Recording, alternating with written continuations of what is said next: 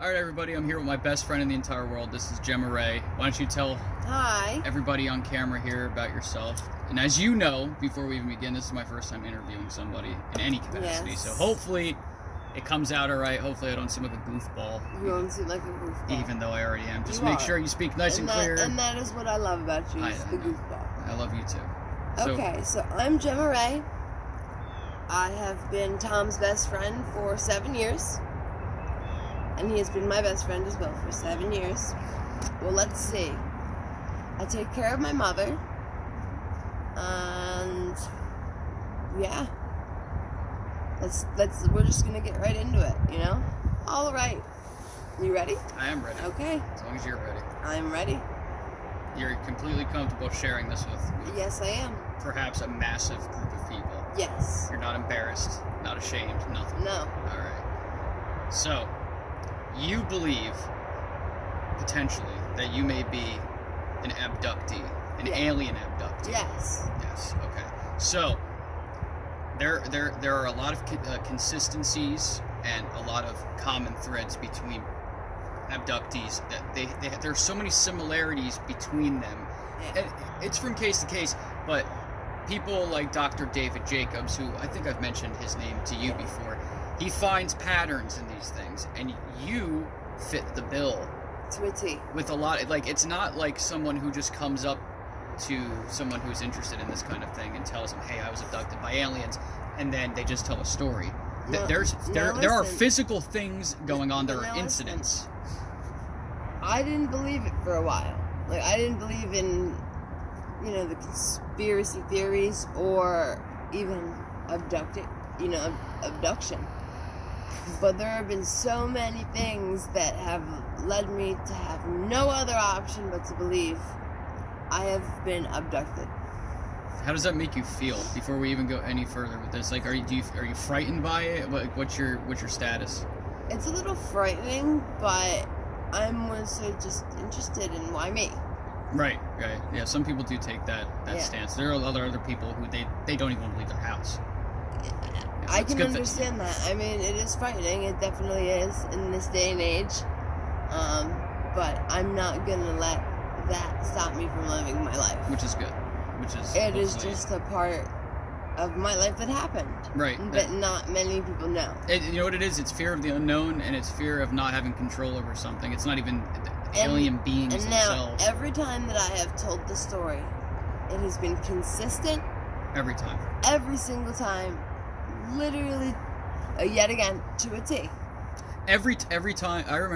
I specifically remember the first time you told me this story, and the chill that ran up my back, and I was like, hey, listen, this is going to sound nuts, but this sounds familiar. And then I'd explain to you why it sounds familiar. I sent you websites. And I said, they told me to tell you to stop. And you said, who's they? And I said, I don't know. Right. And she had I random. don't remember saying that. Right. There were things that she had said to me during the course of this conversation that were completely random, off the cuff, didn't seem to even fit with what she had been saying prior to it. Or she didn't remember saying it. Or fit to me in general. It was like someone else was speaking. Right, there were me. a lot of weird things that happened during that conversation. I remember laying in my bed and going through, there was an abductee checklist of like 120 questions. I had one question that wasn't it. Right.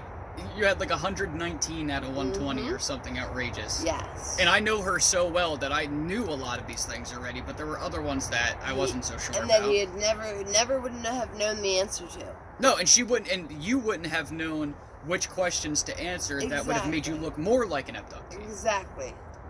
And then after Tom, Cortex Zero and or Posthuman. They know me as Tom. They do. Okay, well then Tom, they know me.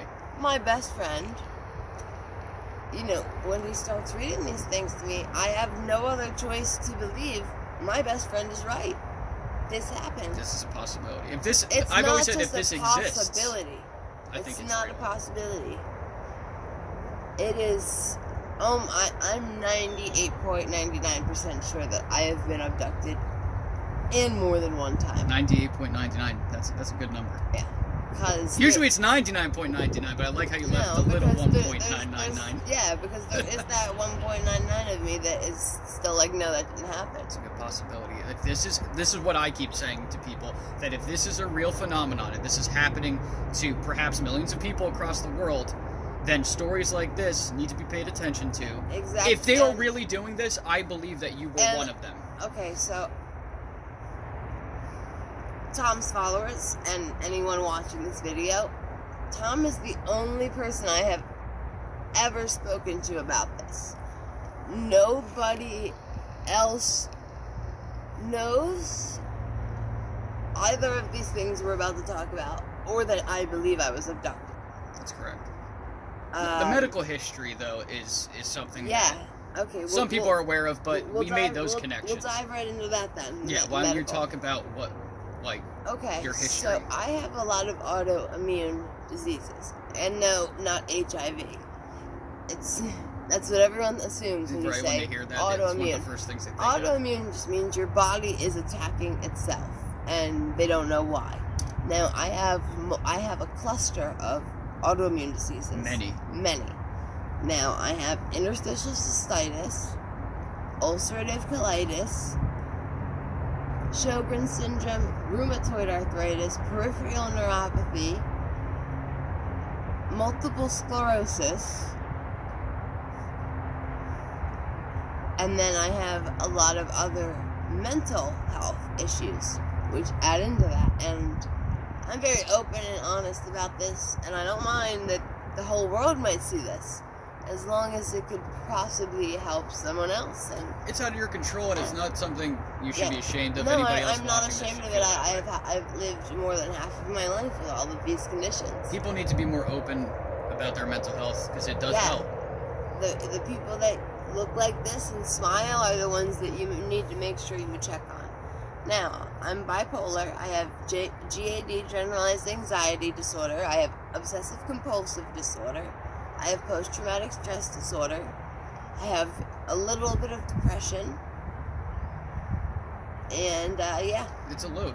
It's a load. Which one? Now, there's one of those conditions that's pretty rare, though. Was it Sjogren's? Is that the one that was really rare? It's all of them. Ulcerative colitis is the least rare. Which one's the most rare? If I mean, maybe you don't know off the top of your head, but Sjogren's is pretty rare. Yeah, most people, and the only way to get a confirmed diagnosis is to get a lip biopsy, where they cut a chunk of your lip out. Yeah.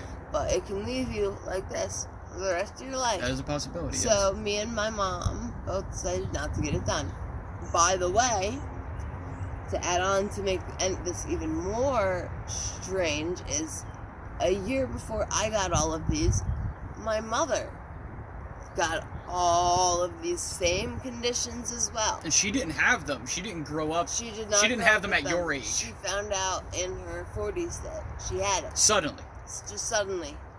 Very suddenly. Which I always thought that was really strange. And then when it happened to me, we knew, because we had already been dealing with hers for a year. Which made it easier. But they do not know anything about autoimmune diseases. Are they genetic? They don't know.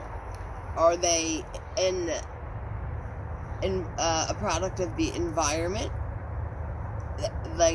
And there's not many doctors that treat and or study this. So it is incredibly hard to find anyone that can understand or help. There's no cure for any of those conditions that I just spoke of. And it pretty much, you have to deal with it for the rest of your life.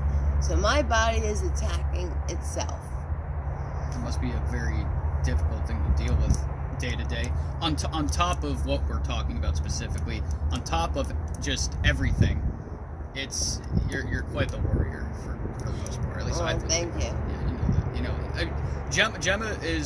Gemma came into my life when I was having a lot of difficulties with a lot of very serious things, and I think that's why our bond is so deep, and why she's able to share these kinds of things with me that I can understand. A lot of people get shunned for stuff like this, and you hit a point of being completely uncomfortable with sharing anything of this nature, because they're like, oh, you're a weirdo, you're tinfoil hat wearing this and that. But we can't ignore this. Look at Joaquin Phoenix. He wore a weird tinfoil hat, and look at him. He played the Joker and won an Oscar and all that great stuff. And he was also in an Alien Maybe not movie. an Oscar, but he was in he Signs. won something. He was in Signs, and remember that's... Did you ever see Signs? That's what the tinfoil hat. Okay, so that's what you're referring to. Yes. Okay, all right, just making sure. Yes. They walk into the room and he looks over and and the kids are wearing it. It's they're great. all wearing tinfoil. That's a scary movie. I do not wear a tinfoil hat. Just a beanie. Yeah. Just a beanie. Constantly. I gotta try to disguise myself from the aliens. Yeah, right. It's good that you're able to be humorous about this because there's a lot of other people out there. I've seen plenty of abductee interviews since I was a kid. And there are people who are sitting there pale, just barely able to answer the questions. So you handle this very differently than many other people. And we've talked about this many times, so it's kind of just like the camera isn't there. This wasn't your demeanor the first time we were talking about it. No, you were going quiet and it wasn't me. Yeah, no. Speaking to you. That was a weird one. Yeah. And that type of stuff, that's not something I would know. Like, if someone came and told me that story, I'd need more information to be able to be like, okay, I think this is actually true. Because no matter what, a lot of my subscribers know what I believe in, know how I feel about these kinds of things. But they need to understand it's because I have been into these things for such a long time. Explain how I've seen the evidence. Now explain how I feel. Explain to them how I feel about the conspiracy theories, all this. You wouldn't consider yourself a conspiracy theorist. No. By any stretch of the imagination. You and I don't even agree on 9/11. For the most part. I know sometimes that's a touchy one, but but unfortunately, the things that I believe in. Unfortunately, I know a man that unfortunately had to jump out of the World Trade Center and died on 9/11. So that's a sore subject for me. Yeah, there's a lot of bad memories with that, even for me. For anybody. Yeah. That was a horrible time in our country. But anyway, moving on. I honestly, when Tom would talk about aliens, I'd be like, oh, yeah, Tom and his aliens. And I wanted you to be more receptive towards it, but then all this came up, and I'm like, Gemma, you really need to listen to me. Exactly. You really need to hear this out. But it's almost like someone else doesn't want me to listen to it. Yeah, you have these weird things that happen inside of your own mind that only you know what that's like. I can't even understand it. I'm not schizophrenic. I do not hear voices. So, what was it? You know? Right. Exactly. Now, because I'm sure there's going to be people in the comments. What happened to the UFO dream? We'll go into that. We're going to hit that, but before we even do that, do you believe that I have either A, tried to convince you or coerce you into believing this, or B, do you think I've had such an influence that it planted a seed in your mind and it grew and you're like, now I believe this? I always had a little belief in it, but you watered the seed. Fair enough. I showed you the light. I always had the seed, but Tom watered it and let it grow. But I didn't try to convince you of it. I just told you what I thought. You just read me a list of questions, and I answered. But And I gave you the results, and then you went from there. There was no coercing. I did not sign an NDA. Don't worry, guys. That's right. No NDAs. No NDAs. And you don't. So you don't think that I just like shoved this into your mind, Absolutely right? not. Okay.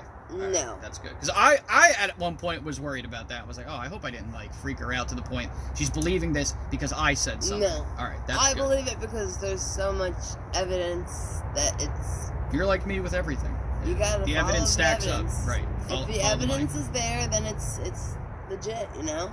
All right, so we have talking points. That's why she's got a notebook out. It makes it easier because there's a lot to this that we wanted to cover in a short amount of time. So what do you have next under on that list? There is. Because we covered your illness history. There's the dream. Why don't we hit the dream? The owl. The dream because of when that happened. The ear and the medication resistance.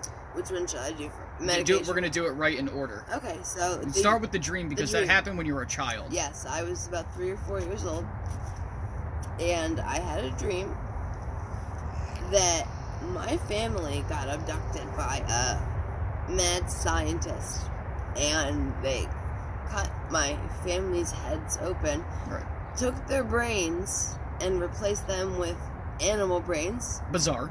And fruit. And that's really weird for a child of your age. How old were you? 3 or 4. You're like 3 or 4 years old. Probably about 3. And I was strapped into a chair, screaming and crying because I couldn't help my family. And this guy was laughing at me, and he looked like a mad scientist to me. Like, he was wearing a white lab coat, and he almost looked like Morty from Rick and Morty.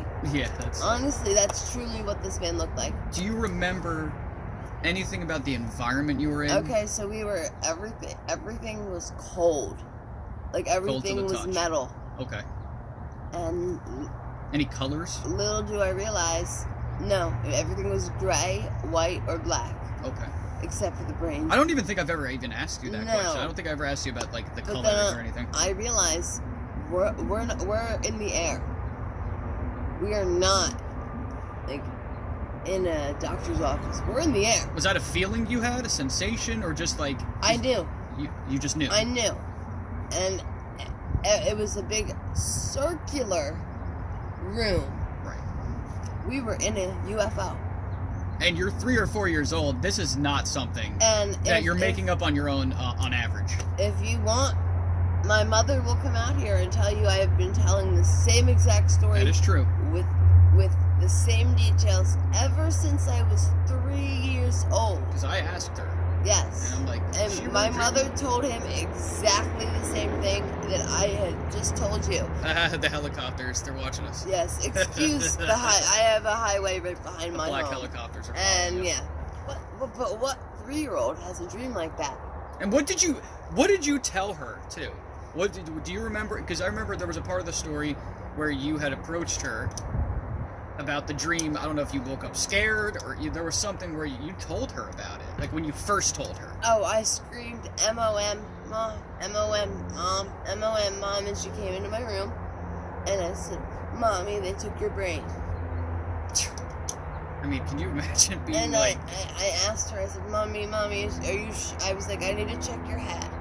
Oh. I was looking for the cut marks. Right. When I woke up, at 3 years old, this dream felt so real that I really thought my mom, my brother, and my dad were no longer humans. And I'm sure that probably bothered you for a while afterwards, being that age. But the fact is, I couldn't help my family. Right, you felt helpless. I was literally, This man made me watch him torture my family. Right. Like they were some guinea pigs for a science project. Right, and I remember that. That's specifically the same phrase. There was a pig brain, a cow brain, and an apricot. Apricot. Now, when I was little, this is what I told her, abercob. Abercob. I said they gave someone an abercob brain, and my mom goes, "What is an abercob?" I'm like, an abercob. And then we walk into Acme one day, and I point at an apricot. Right. And I go, Mommy, abercob. And she goes, oh. She goes, ew. Which, as adorable as that is. She goes, that's what you thought, that's what they put in one of our heads? Uh-huh. How weird is that? I said, Mommy, they took all of your brains and put them in jars. I mean, now... But he was not the only one on that ship. Area circular floating. Right, there were others. Minions, almost. They were tiny. So the mad scientist was tall. He looked human. But then he had helpers, so to speak, that were smaller. They were not human. All right, let me ask you this. The helpers were not human. When you were having did you have that dream multiple times? Nope. It was just one time. One and only. Really, just out of nowhere. Out of nowhere, 3 years old. Didn't watch anything on TV before bed that could have led to me having a dream like that. And we've talked about this too. After Gemma had given me a lot of this information, I explained to her the phenomenon known as screen memories. Whether it's being done by the beings themselves, the ETs, or it is some kind of defense mechanism that our brains decide to trigger when we're seeing something that is just absolutely unbelievable. You know, like people black out, they don't remember certain things if they're a victim of a heinous crime, for example. If I explain to you, hey, you know, screen memories sometimes don't make sense. Like people remember, like abductees specifically will remember the faces of animals being at their window. Like it sounds a lot like the imagination of a child and then the scream memories are in there. It's almost like you took bits and pieces of like cartoons and tried to make sense of what was happening to you. It's very similar to a lot of other stories I've heard that I've read over the years, and that it's bizarre. But it gets even weirder with the next part of this. When you were at the park with a friend, this is actually what started this. Am I allowed to talk about? Yeah, of course. We're all open about that. All right. We're 420 friendly here. Okay, so me and my friend decided we were going to go stop at this little tiny small park that had just a little tennis court, and we were rolling the blunt for a blunt ride, and it was probably around like 4:25, and we're sitting there, and he's rolling the blunt, so I'm la-di-da, you know, whatever, looking out the window. 5 minutes late, too. What? Yeah, it's 4:20, you're 4:25, you guys are 5 minutes late. And I happened to look up at the tennis court, and there is this enormous white owl, broad daylight, staring at me. And I'm in awe at what I'm looking at. By the time I go, Leroy, look at that, and I turn and I try to get his attention. He's gone. Gone. He's gone. And what else did you notice? Because I know this whole story in and out. Okay, so I look at the clock. 4:30.